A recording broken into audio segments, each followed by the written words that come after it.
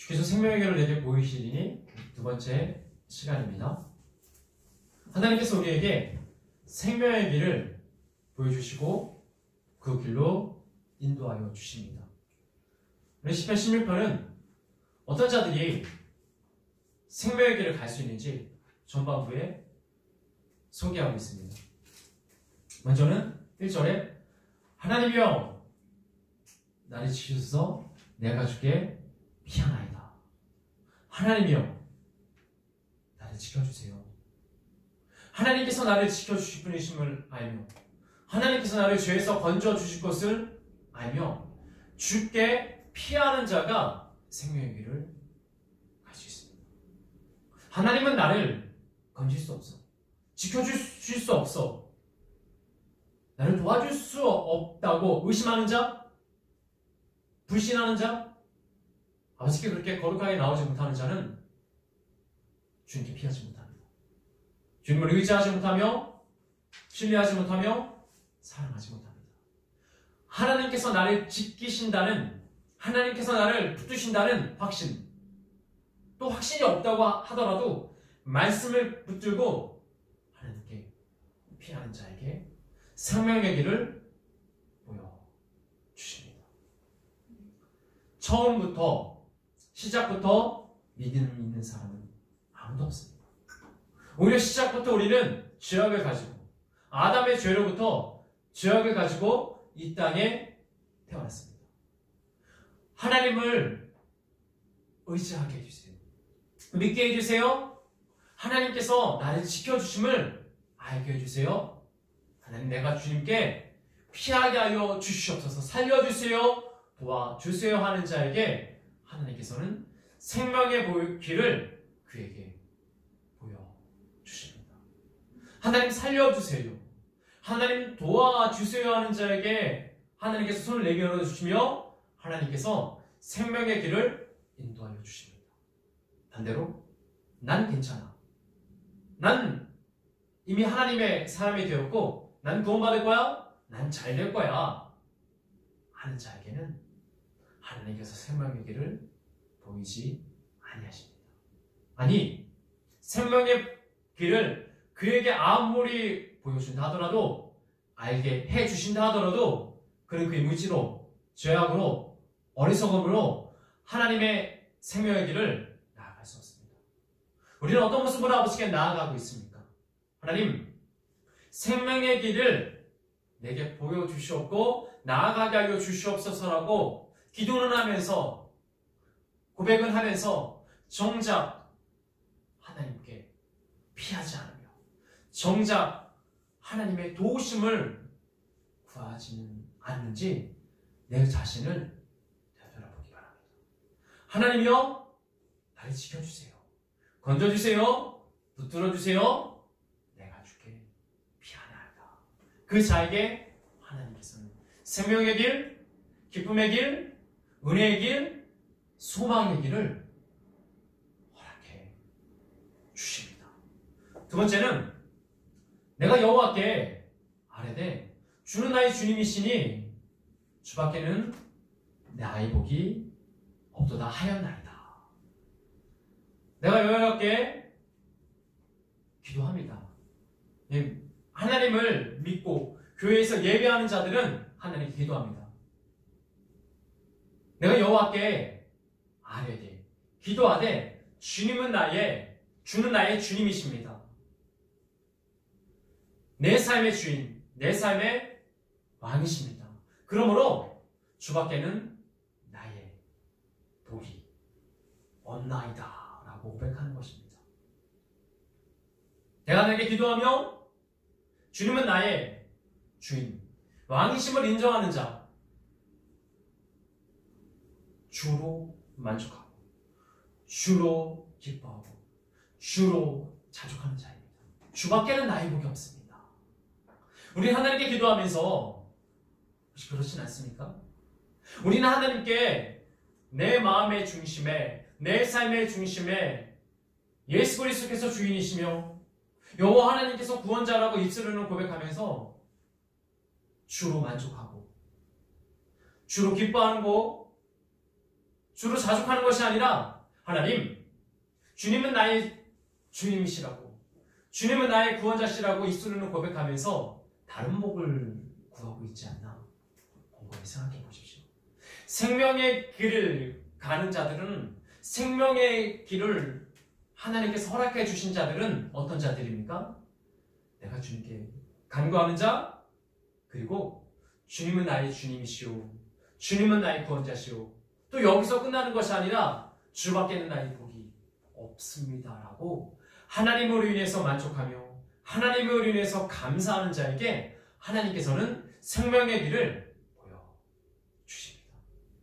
내가 아무리 생명의 길을 가고 있다가 하더라도, 내가 아무리 하나님께 기도한다 하더라도, 내가 아무리 하나님께 내 삶의 주인, 내 삶의 왕이시여, 나의 구원자시여라고 고백하더라도 주밖에는 나의 복이 없다는 고백이 없다면, 주밖에는 나의 구원자, 주밖에는 나의 기쁨이 없다는 이 고백이 나오지 않는다면 우리는 생명의 길을 가는 것이 아니라 사망의 길을 가는 것입니다.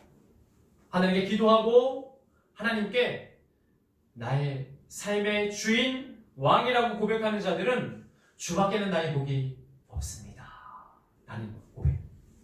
주의 사랑 밖에는 내가 만족할 게 없습니다. 주의 말씀 밖에는 내가 위로받을 것이 없습니다. 나를 만족하고 나를 감사할 것이 없습니다라는 자에게 생명의 길을 하나님께서 허락해 주십니다. 나의 기도, 나의 주인 되신 하나님을 인정하는 것, 그것의 결론은 주밖에는 나의 복이 없습니다. 주밖에는 나의 만족이, 감사가 없습니다라는 고백으로 주님께 나아가는 자에게 생명의 길을 하나님께서 허락해 주십니다. 3절 말씀, 하나님께서는 땅에 있는 성도들은 존귀한 자들이니 나의 모든 기쁨이 그들에게 있다고, 나의 모든 즐거움이 그들에게 있다고 말씀하고 계십니다. 땅에 있는 성도들, 하나님의 사람, 주님을 경배하는 자들은 존귀한 자들입니다. 하나님께서 우리를 존귀하게, 귀하게 여겨주십니다. 그리고 하나님께서 말씀하십니다. 나의 모든 기쁨이 그들에게 있도다 라고 말씀하십니다. 여기서 성도는 어떤 자들입니까? 예배 드리는 척하는 사람들, 마음 없는 예물을 드리는 사람들, 그냥 무늬만, 사람에게 보이기만 급급해 그렇게 봉사하며 헌신하며 그렇게 나아가는 자들이 아닙니다. 성도는 거룩한 자들, 깨끗한 자들, 하나님의 백성입니다. 땅에 있는 성도들은, 땅에 있는 하나님의 사람, 성령 하나님과 동행하는 성령의 사람들은 존귀한 자들입니다. 하나님은 모든 자를 존귀한 자라고 말하고 있지 않습니다. 그렇게 말씀하고 계시지 않습니다. 제사 드리는 모든 자를, 예배 드리는 모든 자들을 존귀한 자라고 말씀하시는 것이 아니라 마음을 다해, 정성을 다해, 내 중심을 다해 하나님께 나와 예배하는 자, 그렇게 주님을 경배하는 자들에게 너희는 존귀한 자다, 귀한 자다, 그렇게 하나님께서 우리를 여겨주십니다. 그리고 나의 모든 즐거움이 너희에게 있다, 하나님께서 말씀하십니다. 하나님은 존귀하게 여기는 성도들에게, 하나님의 사람들에게, 나의 모든 즐거움이 있는 그들에게 생명의 길을 보여주십니다.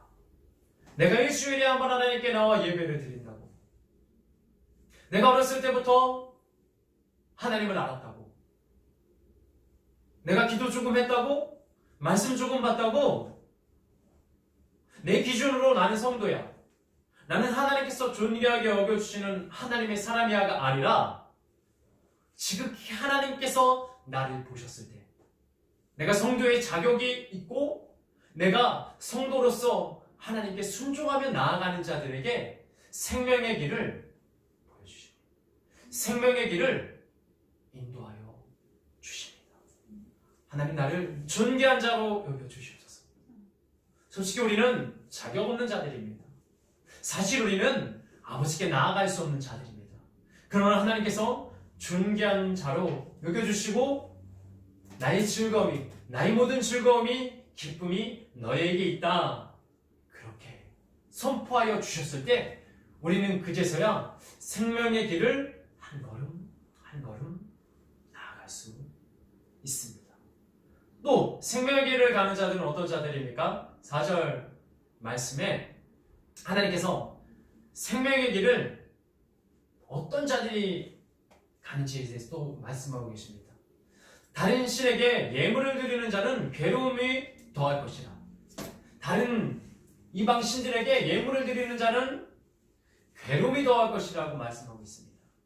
나는 그들이 드리는 피의 전제를 드리지 아니하며 내 입술로 그 이름을 부르지도 아니하리로다. 이방 신에게, 이방 우상에게 예물을 드리는 자는 어떤 자들입니까? 괴로움이 더하는 자들입니다. 고통이 더하는 자들입니다. 나는 그들이 드리는 피의 전제를 드리지 아니하며 피의 제사를 드리지 아니하며 나의 입술로도 그 이름을 부르지도 아니하리로다. 혹 하나님보다 더 사랑하는 것들, 더 마음을 두는 것들이 있습니까? 나는 교회에서 예배 드리니까 당연히 다른 신을 섬기지 않아. 당연히 우상을 섬기지 않지. 그러면 고린도 교회 바울은 우상 숭배하지 말라고 편지를 보내 그들을 책망했습니까? 교회 다닌다고 말하면서 내 마음이 물질에 있고 내 마음이 세상에 있고 내 마음이 다른 어떤 것에 있으면 하나님보다 더 마음을 두고 내 중심을 두었을 때 그것은 이방 신들, 그것은 이방 우상입니다. 다른 신에게 예물을 드리는 자는 괴로움이 더할 것입니다. 하나님께 마음을 다해 내 정성을 드리고 내 생명을 드리고 내 모든 것을 드리는 자는 반대로 즐거움이 더할 것입니다. 기쁨이 더할 것입니다. 나는 그들이 드리는 피의 전제를 드리지 않습니다. 피는 예수 그리스도밖에 없습니다. 우리의 죄를 씻을 수 있는 피는 예수 그리스도의 피밖에 없습니다. 세상의 피는, 세상의 방법은, 세상의 것들은 우리에게 괴로움을 받을 것입니다. 나의 입술로 그 이름을 부르지도 아니하겠다. 세상의 욕심을, 세상에 뒀던 그 마음들을 이제 다시 걷어들여 하나님께 내 입술을 통해 경배하고 내 마음으로 주님을 소식하며 주님을 경배하며 나아갔을 때 우리는 하나님 안에서 평강과 소망을 더하며 생명의 길을 나아갈 수 있습니다. 5절, 또 어떤 자들이 생명의 길을 갈 수 있는 자들입니까? 여호와를 나의 산업과 내 잔의 소득으로 삼으며 내 분깃을, 여호와는 나의 분깃을 지키시는 자이다 라고 고백하는 자. 즉 나의 모든 유업이, 나의 모든 것들이 하나님의 것이며 하나님께서 나를 지켜주신다는 믿음, 그 확신, 그 고백을 가지고 있는 자들에게 하나님께서 생명의 길을 인도하시며 가게 하십니다. 내가 가지고 있는 모든 소득, 내가 누리고 있는 모든 환경, 건강, 이것은 내 거야. 예, 내 것이죠. 하나님이 나에게 주신 내 것, 하나님이 허락해 주신 내가 누리고 있는 하나님의 것입니다. 내가 가지고 있는 것들, 내 소득, 내 산업, 내 분깃들, 내 유업들, 이것이 내 것이라고 생각하면 내 욕심이 커지며 내 교만함이 커지며 하나님을 대적합니다. 하나님은 그런 자에게 생명의 길을 보이지 않으십니다. 하나님은 그 모든 것이 하나님께로부터 오며 하나님께서 지켜주신다는 고백을 하는 자에게 생명의 길을 보여주시며 그 길로 인도하여 주십니다. 하나님, 나의 모든 것이 아버지께로부터 오는 고백합니다. 이것은 내가 받을 자격이 있어서 누리는 것이 아니라 하나님께서 허락해 주셨기 때문에, 하나님께서 주셨기 때문에 내가 아버지께 다시 드려야 할 것이고 내가 아버지께 감사해야 할 것임을 고백하는 자, 그 자에게 생명의 길을 하나님께서 보여주시며 인도해 주십니다. 7절, 나를 훈계하신 여호와를 송축하지라. 밤마다 나의 양심이 나를 교훈하다. 나를 훈계하신 여호와를 송축한다고 합니다. 경배한다고 합니다. 영광 돌린다고 합니다. 혼나면, 책망 들으면 좀 주눅 들고 소심해지고 작아져야 되는데, 나를 훈계하신 여호와를 송축할지어다, 경배할지어다. 하나님은 아무나 훈계하지 않으십니다. 하나님은 아무나 때리지 않으십니다. 하나님은 하나님의 존귀한 자를 훈계하십니다. 하나님은 하나님의 사랑을 거하는 자, 하나님께서 사랑하는 자를 간책하시며 훈계하십니다. 그 훈계 안에 들어가는 자는 여호와를 송축할 수 있습니다. 하나님께서 사람을 통해, 환경을 통해 오는 그 훈계가, 그 가르침이, 그 아픔이 하나님께서 그 존귀한 자를 아끼시며 보내시는 것임을 아는 자는 여호와를 송축할 수 있습니다. 밤마다 내 양심이, 내 말씀의 양심이 나를 교훈하는도다. 하나님께서 주시는 양심을 버리지 않는 자들입니다. 하나님께서 주시는 말씀의 양심, 말씀의 양식을 버리지 않는 자들입니다. 외면하지 않는 자들입니다. 하나님의 훈계를, 하나님의 가르침을 버리지 않는 자들입니다. 그 자가 생명의 길을 갈 수 있습니다. 기쁨의 길을 갈 수 있습니다. 훈계 필요 없어. 가르침 필요 없어. 나 말씀 많이 읽었어. 나 교회 오래 다녔어. 저 설교, 저건 저거고 이건 이거야. 뻔해. 그런 자들에게 하나님께서 생명의 길을 보지 아니하십니다. 왜 판단합니까? 왜 보는 말씀과 듣는 말씀을, 왜 보는 설교와 듣는 하나님의 성경 말씀을 판단합니까? 나는 그런 자격이 없습니다. 아니, 나를 혼내시고 훈계하시고 가르치시네, 견책하시네. 주님께 감사합니다. 주님을 송축합니다. 내 양심을 붙들어 주시옵소서, 교훈해 주시옵소서. 그런 자들에게 하나님께서 생명의 길을 보이십니다. 8절 말씀. 내가 여호와를 항상 내 앞에 모시며 그가 나의 오른쪽에 계심으로 내가 흔들리지 아니하리로다. 어떤 자입니까?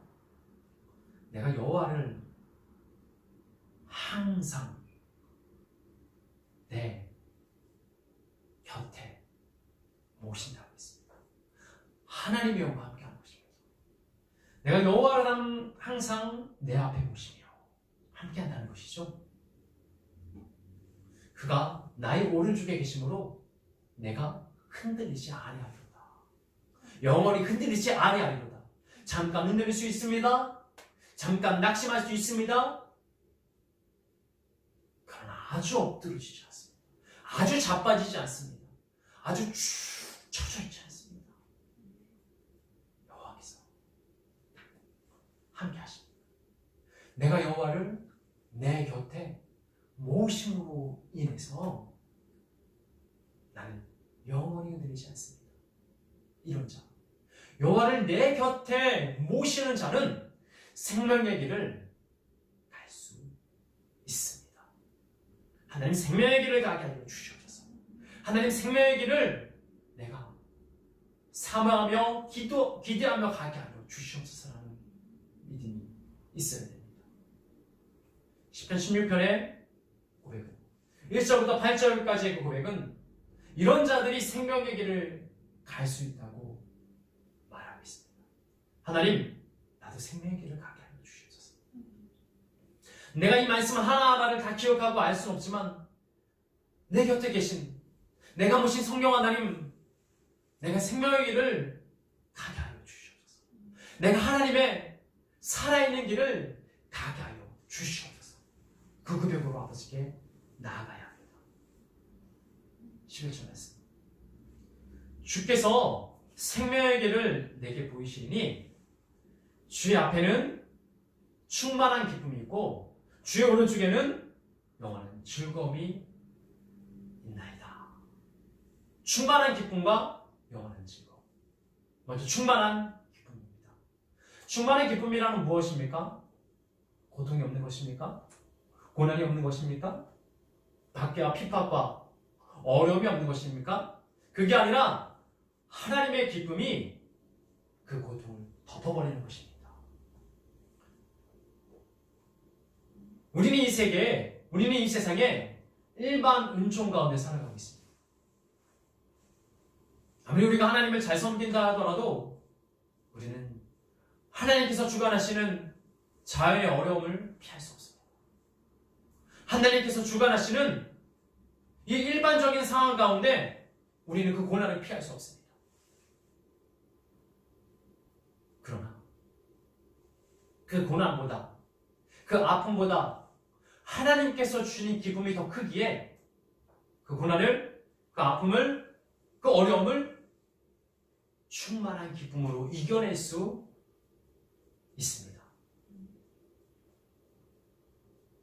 시편 4편 7절 말씀. 주께서 내 마음에 두신 기쁨은 그들의 곡식과 새 포도주가 풍성할 때보다 더하리이다. 주께서 내 마음에 두신 기쁨. 이것이 어떤 말입니까?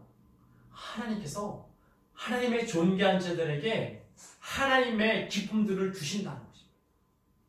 그 기쁨을 받아야 합니다. 하나님의 기쁨을 받아야지 우리는 여기서 그들은 다윗을 대적하는 자들입니다. 그들의 곡식과 새 포도주가 풍성할 때보다 더하리이다. 세상의 기쁨과 틀린다는 것입니다. 하나님을 대적하는 자들도 잘 될 수 있습니다. 그러나 그 기쁨과는 비교할 수 없다는 것입니다. 하나님께서 내 마음에 두신 기쁨은 세상의 기준이 아니라 무한한, 영원한, 놀라운 기쁨입니다. 그 기쁨, 하나님께서 내 마음에 두신 그 기쁨을 누리며 붙들고 아버지께 우리는 한 걸음 생명의 길을 가야 합니다. 하나님의 붙드심 안에 거해야 합니다. 시편 97편 11절 말씀.